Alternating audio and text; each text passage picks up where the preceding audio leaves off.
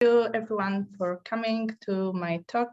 Thank you to you guys for inviting me, and thank you for having me. I will present OSINT for cyber threat hunting. One moment, I don't know if you can. Oh, that should be okay. Yeah, so these are my contact details if anyone have any questions or would like to connect afterwards. And first, I will introduce myself in a few words. My name is Emma Kocik, and I'm cybersecurity enthusiast since 2006. I got into cybersecurity kind of accidentally, but ever since I got really interested, and I have been watching the threat landscape change and helping apply improvement with businesses to make them more cyber resilient, safe and secure. For over 7 years, I was gaining professional experience working for an internet service provider. And lately I got into cyber threat hunting. So that's why I chose this topic to present on. And what else? I'm conference speaker privately. I love traveling. I traveled to 55 countries for now.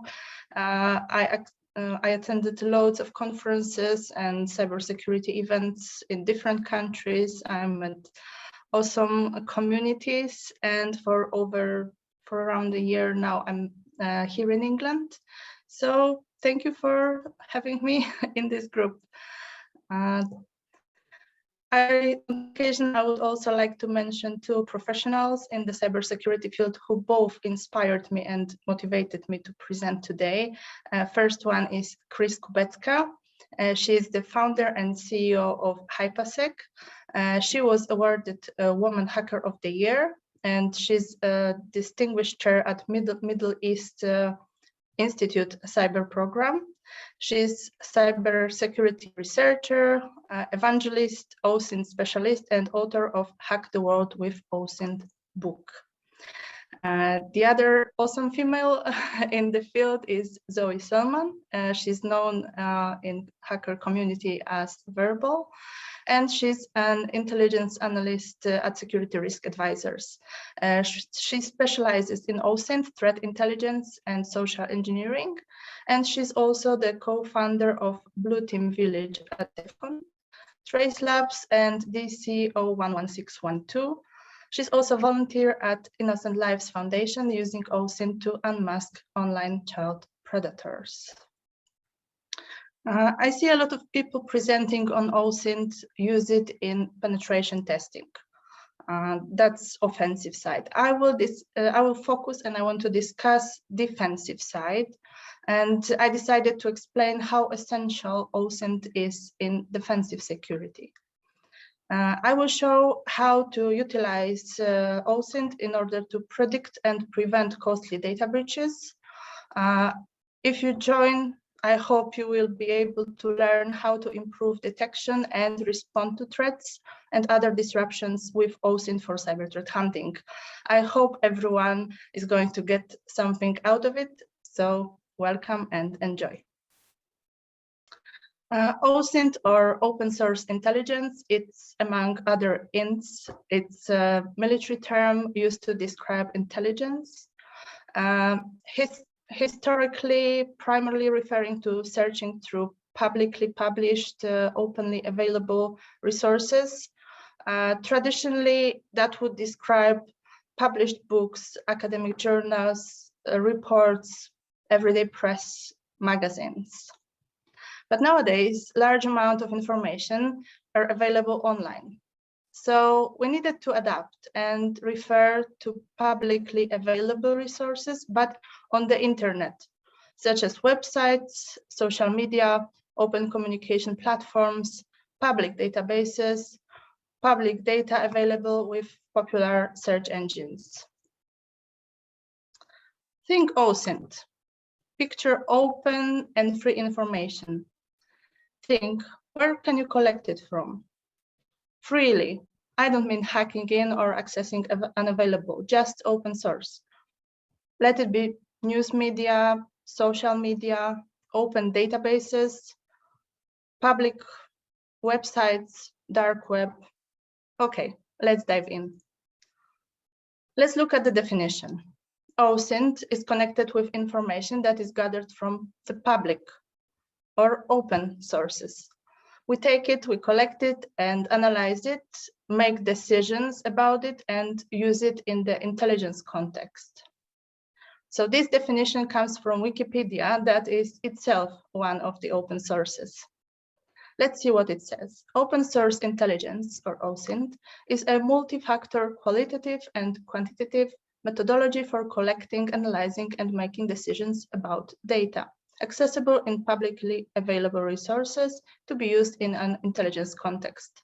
In the intelligence community, the term open refers to overt, publicly available sources. So let's take a closer look at these sources. News media, television, live streaming, news channels, mainstream media, some websites of this mainstream media, journalists' feeds, publicly published news resources.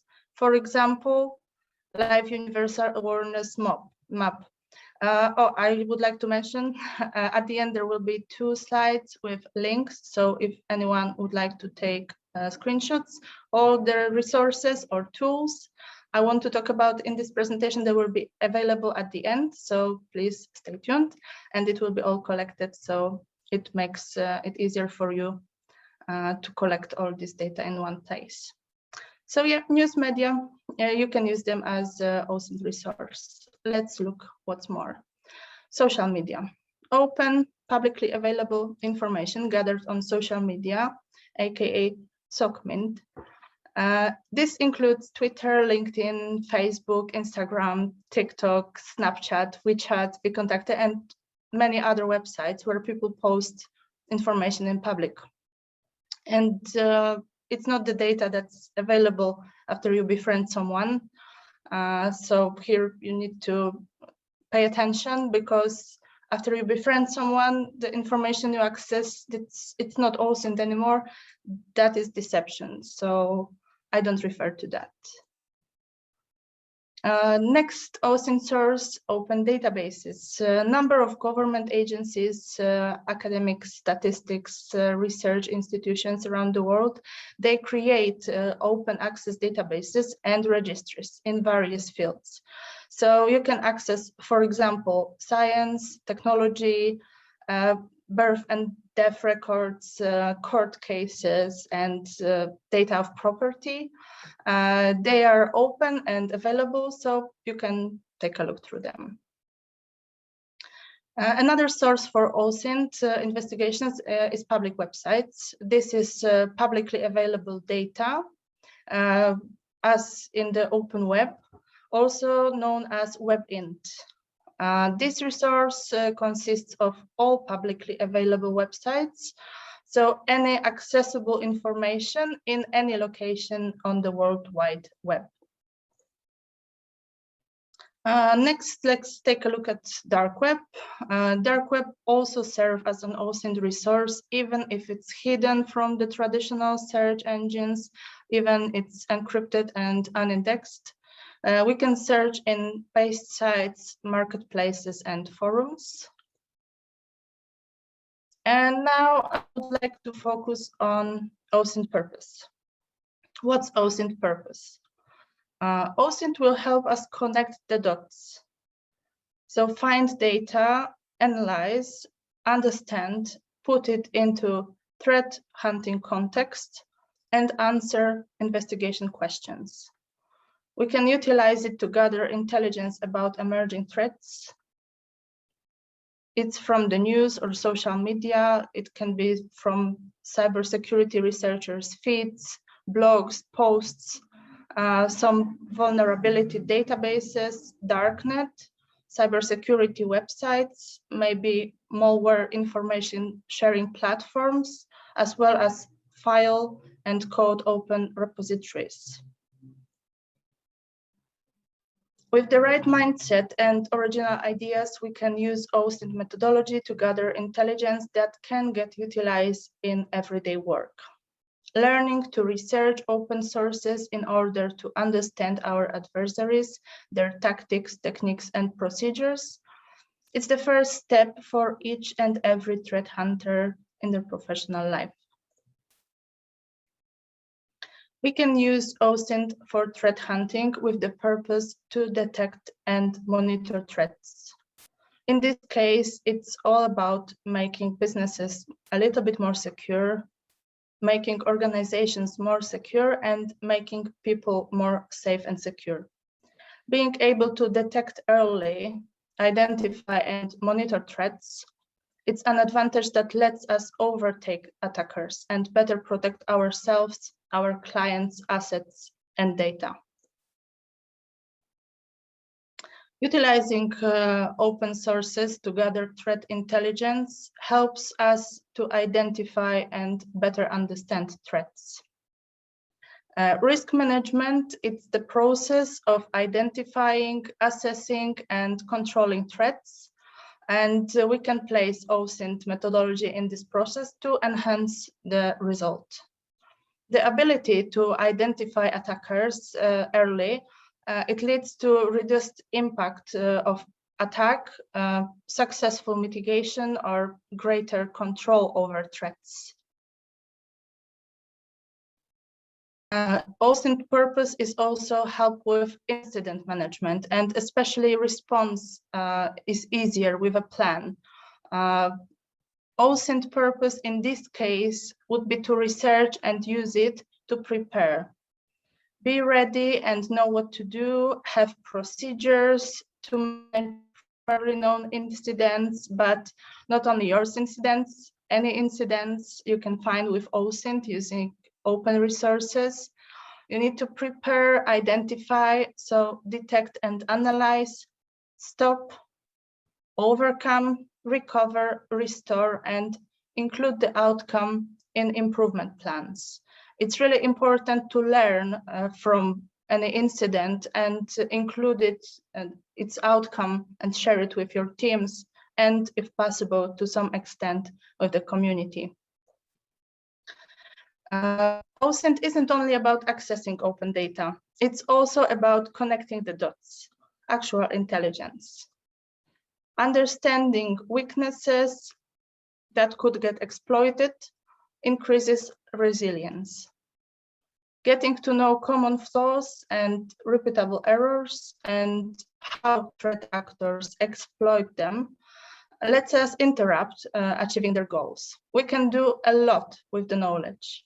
We can use it for improvement in patching, tuning, of course, constantly monitoring and looking for indicators of compromise, auditing and hardening our networks and systems. It can help us increase defense and reduce vulnerability just using OSINT research. Of course, not as an only thing. Another OSINT purpose, yes, you can hunt threats and develop code in a secure way. Best practice when it comes to coding boils down to simplicity, minimization of attack surface, input validation, detection, and resolution of compiler warnings.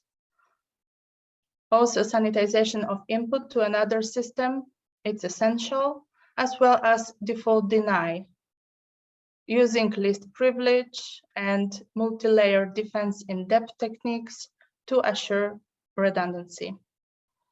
Include security policy compliant coding, quality assurance, and secure coding standards. Knowing the attackers' techniques and modeling threats, let's adapt and develop your secure code according to the best practice. If you can tune, test, evaluate, you can better secure your environment. Why not utilize OSINT to design security controls? Make sure it solves your problems. You need to detect, avoid, counteract, or minimize risks and protect your assets inside the CIA triad, so their confidentiality, integrity, and availability. verify threat level and own response based on available intelligence on indicators of compromise to avoid false positives and misdetections. Map potential impact of threats and their relation to security incidents included in security controls design process. Watch real-time attack maps. They are pretty. And yes, they can be also based on OSINT. They will help you see what's going on right now, and you can determine who and where is currently attacking, being under attack. Maybe it's near you or assets you are protecting. So utilize this intelligence. Okay, let's wrap it up for this part. What's important? Identify threats with access to open sources. Prioritize response based on which vulnerabilities are currently being exploited in the wild. Collect data for predictive analytics and try to be one step ahead of attackers.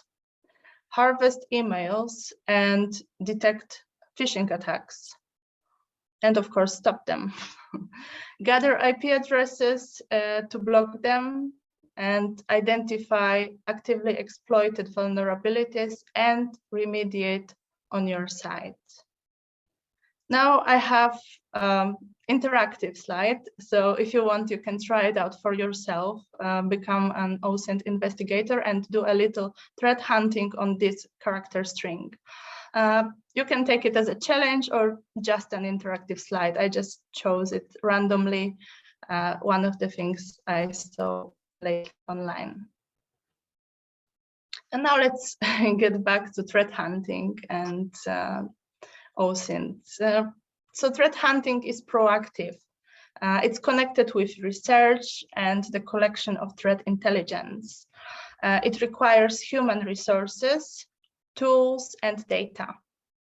It can be hypothesis-based or rely on patterns and anomalies. Utilizing OSINT will help achieve many threat hunting goals. For now, let's focus on attribution, so threat actors attribution. Analyzing and understanding research resources lets us connect collected intelligence with known threat actors, or be able to identify new ones. One thing to be mentioned, it's not a perfect method, and we need to be aware of our own bias. Let's also remember that IP addresses get spoofed, and we'll need to confirm and sometimes dig deeper to make sure we did not fall for any adversaries' tricks, and there's no doubt when it comes to identifying threat actors correctly. OSINT-based threat research can point us towards industry-specific threats and threat actors.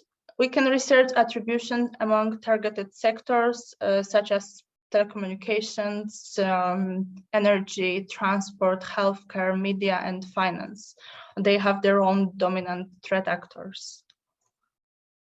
OSINT, or in this case, Geoend, relates to finding geographic coordinates and might point us towards the threat actor's location. It will direct us towards who and where is targeted. This data can be introduced from different types of information. Country-specific language or characters, extracted from attacker's code. It could be revealed from metadata as well, if there is any something attached in a phishing mail or attacker's mail. Attackers are also just humans, so they also make mistakes. They can leave some metadata. We can use proxy to search more locally, and yeah, if that takes something to track geolocation of the attacker, that's fine. Okay, just a quick look. Sorry. Yeah, what else? OSINT can help us determine a threat actor's motivation. Are they state-sponsored attackers, maybe ideology-driven activists, or money and profit-focused cyber criminals, cyber vandals seeking destruction, satisfaction-motivated thrill seekers, or maybe unhappy insiders? Or is it a terrorist group or just business competition? OSINT can help us identify how threat actors perform their attacks. So what are their skills? What are their behaviors? What language do they use? Which tools do they use? And who are they attacking? How do they keep persistence? Are there any similar attack patterns known to the public? We can find out with OSINT. Or can we predict their behavior and figure out their next steps, maybe? OSINT-based threat actors attribution can help us determine what architecture is and will be utilized to perform attacks.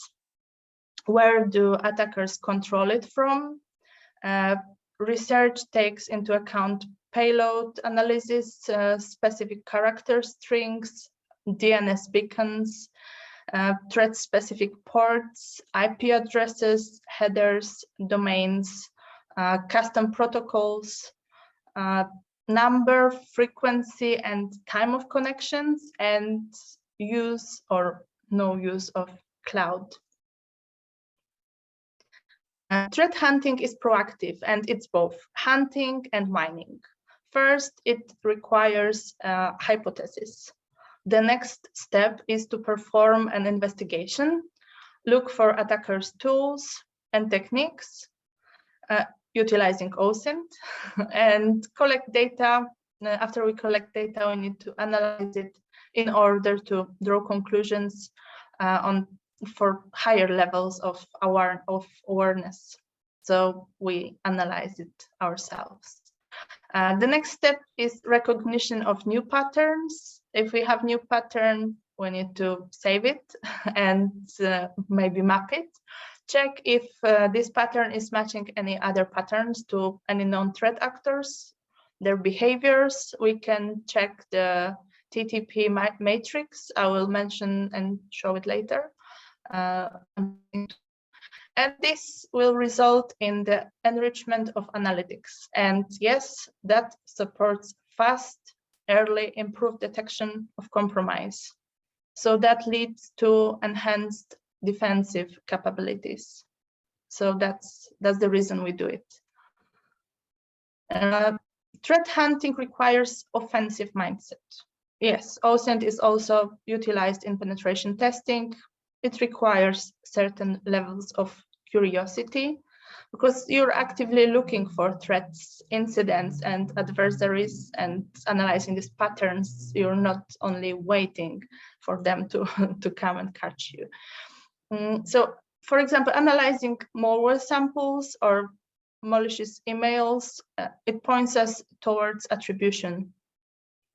I have an example. I don't have any cool demo this time, but I have an example. For example, we find description of attack and some malicious code, some malware sample in publicly available forum or group. Then using OSINT, we can threat hunt on it, and then we can try and connect it with non-threat actors and try to see if anything matches. And if we have enough resources, maybe we can predict what other ways, what other attacks can these attackers use in the future. Now I would like to mention tools. So cyber threat hunting tools. This one, I find it really amazing. It's malware analysis tools. It's a website you can access with just web browser. And you use OSINT to hunt for malicious samples. You can analyze patterns in code. You can search for location-specific code or characters in comments inside the code itself. does it match any specific malware? Is it associated with ASN domains, file hashes, IP addresses, or does it match any specific geolocation coordinates used in maybe known and active attacks? So yeah, we can investigate it utilizing tools such as this one I showed, Virus Share, Virus Total, Malware.com, and this malware analysis tool. Here you can see the name, but yeah, all the links will be available at the end of the presentation as well. And yeah, email address attribution. So more cyber threat hunting tools, OSINT tools. You can analyze collected emails used to perform phishing attacks in known campaigns.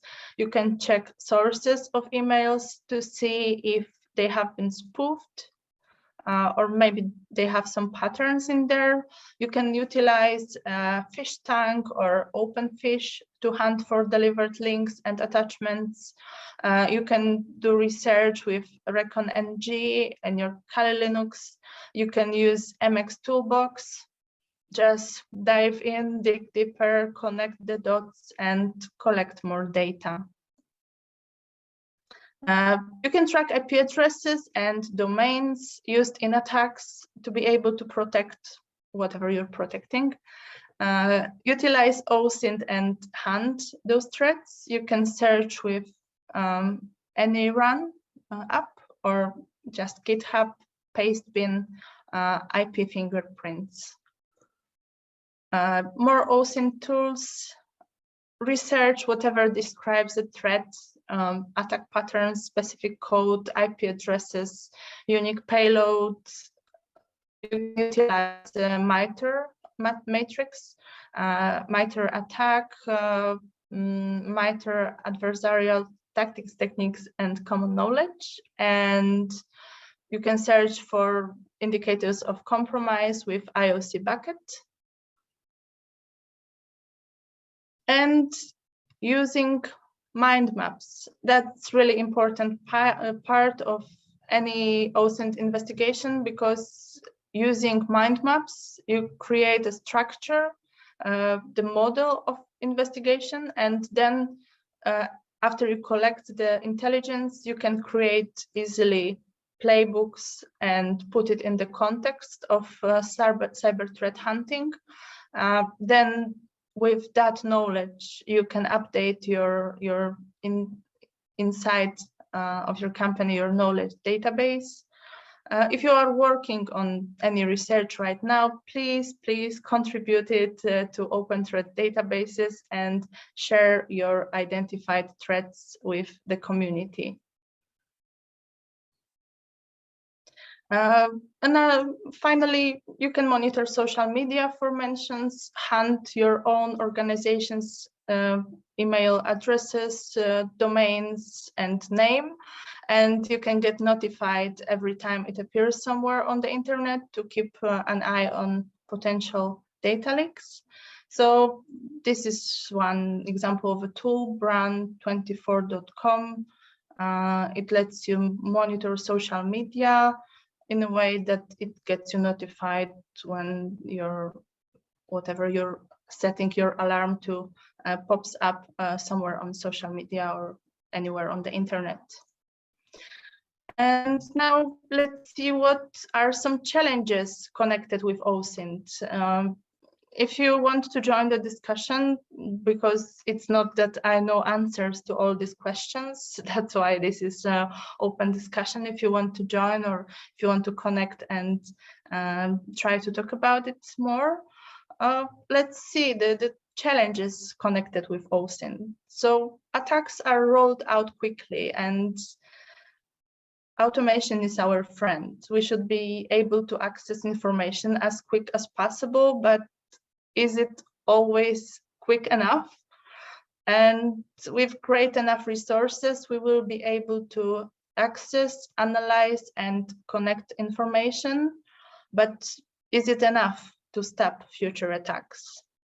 And also we need to have both available and reliable resource. to base our research on. So we should have at least 2 different independent resources to be able to compare our findings against both of them.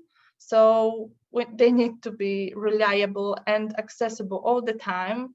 And we also have to be able to verify this gathered in our OSINT investigation, our data, and compare them with alternative resource. So if you have any ideas and you would like to discuss about it, I'm happy to do it.